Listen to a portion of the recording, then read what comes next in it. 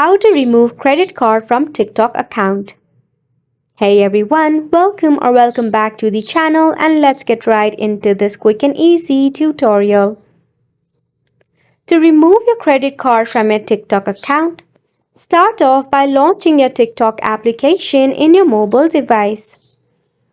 Over here, firstly, make sure to log in into your account.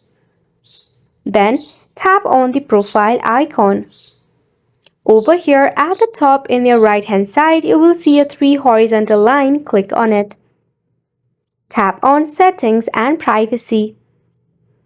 From here, you need to go ahead and check out on Balance. Now to remove your credit card, if you have added any of this payment method, it will be visible right over here. To remove the credit card, all you need to do is just click on the Edit or Manage button next to your credit card. After which, you'll be able to tap on the Remove or the Delete icon in order to remove your credit card from TikTok.